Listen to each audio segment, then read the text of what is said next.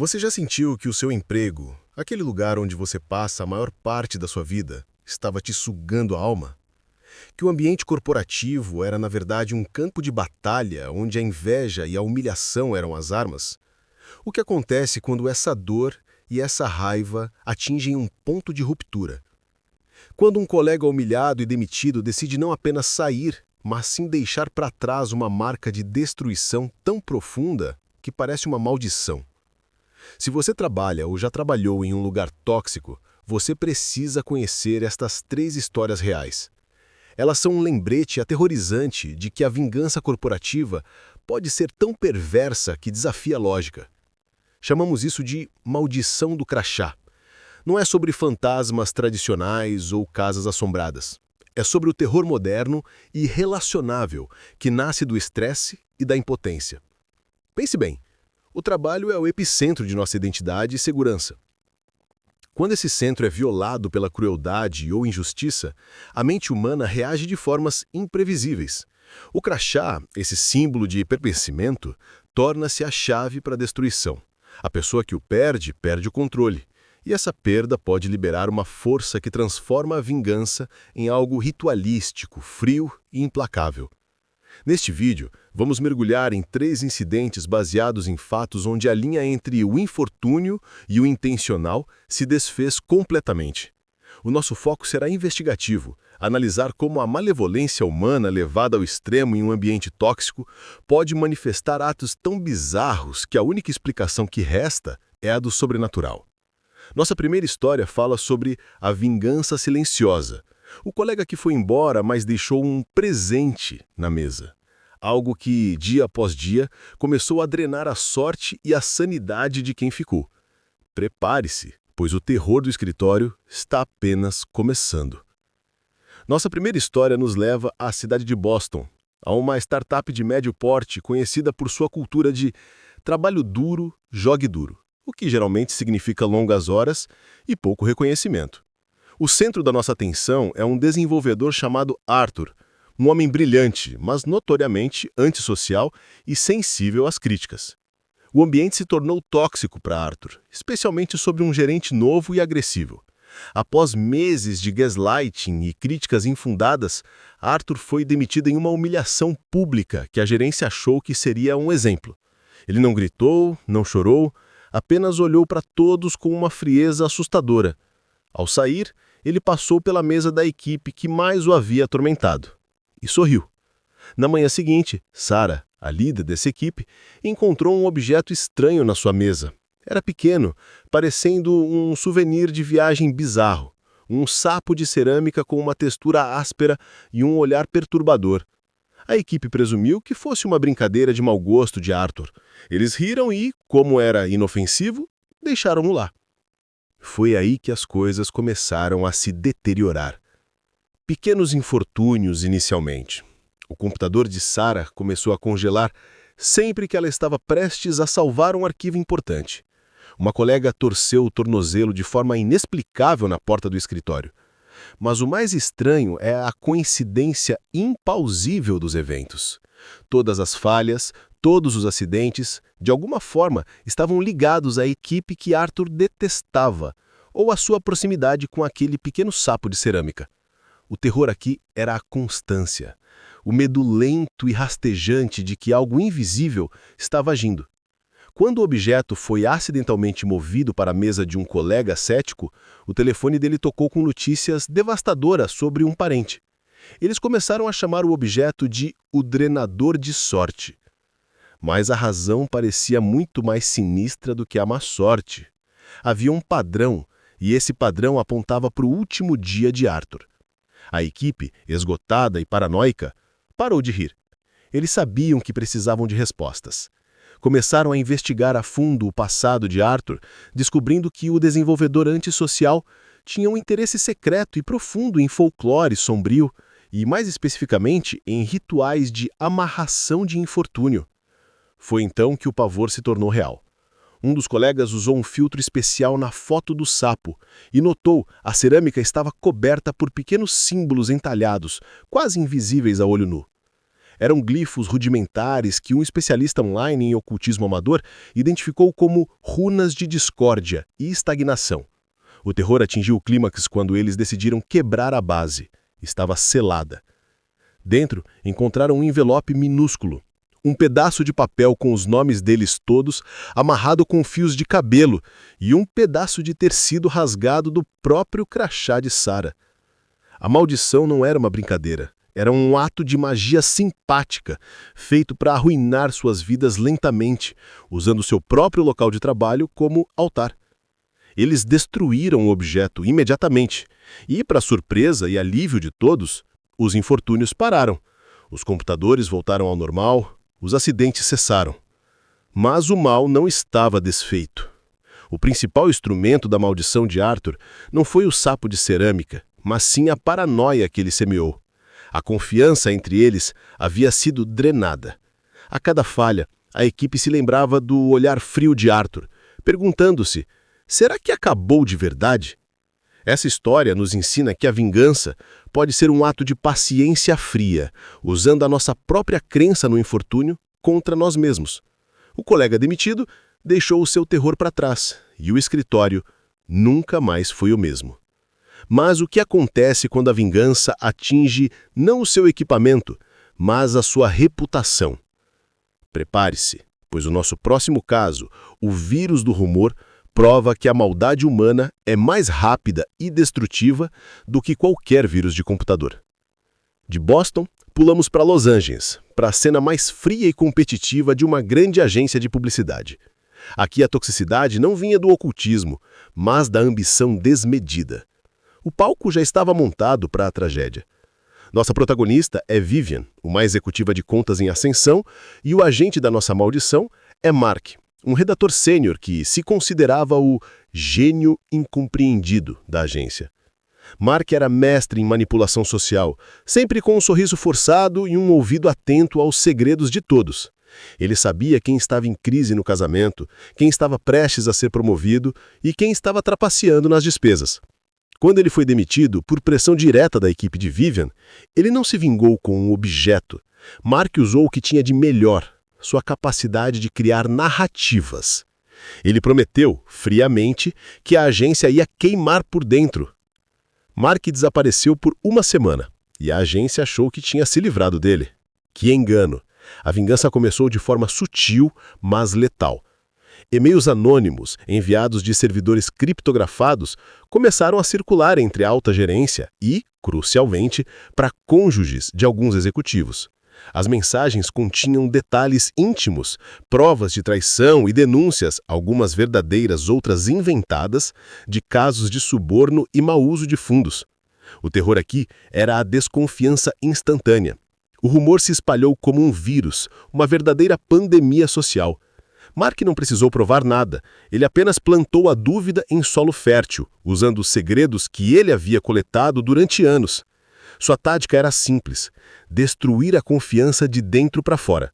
Os casamentos começaram a ruir. As amizades, construídas por anos de expediente, foram desfeitas em horas. A pior parte era a natureza incontrolável do vírus do rumor. As pessoas, em vez de se unirem contra Mark, começaram a acusar-se mutuamente. Se o Mark sabia isso sobre o fulano, o que mais ele sabe sobre nós? A agência, antes um centro de criatividade, transformou-se em um pântano de paranoia, onde ninguém confiava no colega do lado. A malícia de Mark era pura. Ele sabia que a comunidade se destruiria sozinha. A maldição de Mark não parou na fofoca. Ela causou uma verdadeira cascata de destruição profissional. Vivian, sendo o alvo principal, teve sua reputação dilacerada. Os rumores, mesmo não comprovados, comprometeram sua credibilidade junto aos clientes. Um dos executivos mais antigos foi demitido após a revelação, feita nos e-mails de Mark, de um esquema de desvio de fundos que a empresa encobria. Mark não cometeu o crime. Ele apenas apertou o botão de autodestruição no momento perfeito. O ambiente de trabalho se tornou insustentável. Ninguém conseguia se concentrar no trabalho quando todos estavam preocupados em salvar suas vidas pessoais e profissionais. Clientes importantes, percebendo a instabilidade, começaram a migrar. A agência perdeu milhões em contratos, tudo por causa da dúvida e da traição. A maldade humana, nesse caso, foi mais eficaz do que qualquer sabotagem física. Mark se tornou um fantasma digital, observando o caos de longe. Seu objetivo não era recuperar o emprego, mas garantir que ninguém que o prejudicou pudesse desfrutar do sucesso. A ruína social se concretizou. Em menos de um mês, a agência se desmantelou. Pessoas inocentes foram arrastadas para o caos. O terror de Mark foi a prova de que a nossa maior vulnerabilidade reside na nossa reputação. O que ele fez parecia sobrenatural pela sua perfeição de tempo e precisão, mas foi apenas a aplicação de uma malevolência humana brutalmente inteligente. Foi o terror do colega que sabe demais e que não tem mais nada a perder. A agência nunca se recuperou. Mark, ironicamente, nunca foi legalmente responsabilizado pelo pânico social que causou, pois tudo o que ele enviou era informação pública ou boato. Ele apenas facilitou o colapso. Esta história nos força a confrontar o quão frágil é a nossa vida profissional. Mark usou a própria estrutura social do escritório como uma arma, transformando a fofoca em uma força destrutiva de proporções bíblicas. Se a vingança silenciosa usa a superstição e a ruína social usa a fofoca, a nossa terceira e última maldição usa a fúria total. O que acontece quando o colega demitido tem um surto final e decide que o último ato dele no escritório será a destruição física e a profanação do ambiente? A maldição do crachá está prestes a ter o seu clímax mais violento. Não saia daí!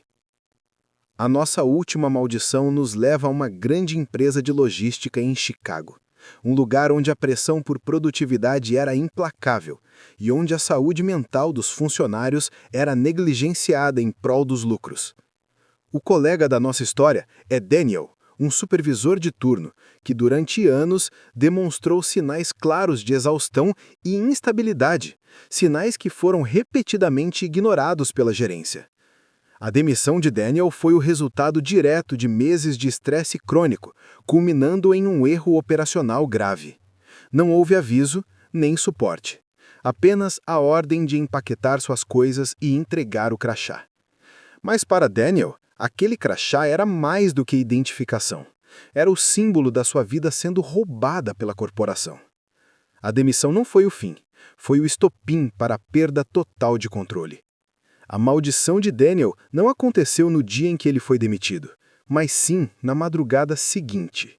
Usando um código de acesso que não havia sido cancelado, Daniel retornou. Seu objetivo não era roubar ou apenas danificar, era realizar um ato de profanação final, um ritual de despedida que garantiria que a empresa sentisse a dor que ele sentiu. Ele não foi à tesouraria, ele se dirigiu ao coração digital da empresa, o servidor, de dados logísticos. Ele dedicou horas ao que parecia ser uma sabotagem metódica, injetando um código complexo que não só apagaria anos de inventário, mas também deixaria uma mensagem codificada sinistra, oculta no firewall. O ato mais aterrorizante, contudo, ocorreu na sala do conselho. Usando tinta vermelha que parecia sangue seco, Daniel desenhou um símbolo grotesco e primitivo sobre a mesa principal e profanou as fotos dos executivos. Não era vandalismo comum, era uma marcação de território, um aviso de que aquele local estava amaldiçoado pela sua fúria.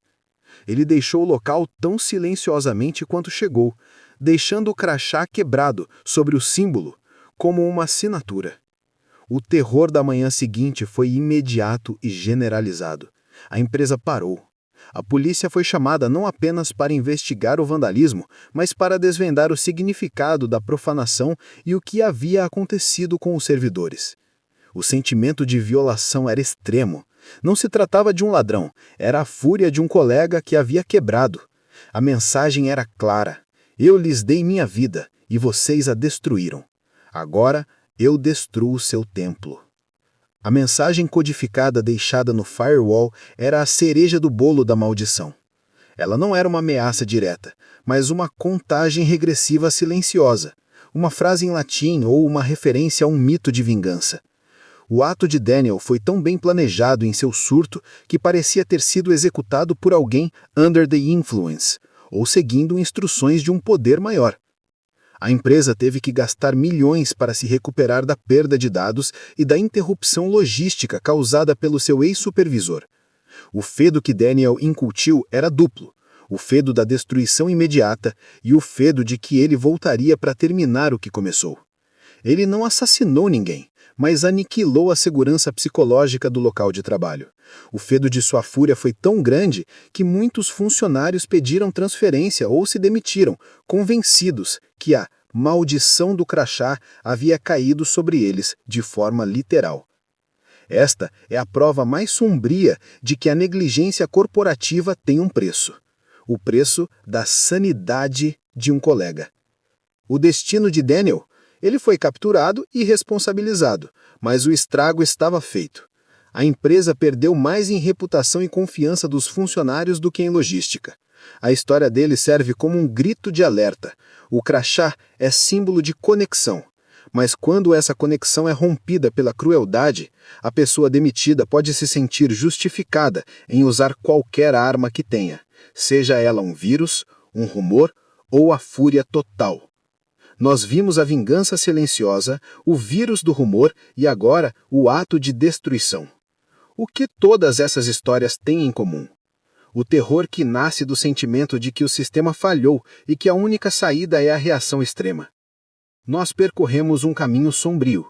Testemunhamos 3 faces do terror corporativo que transcenderam a esfera profissional.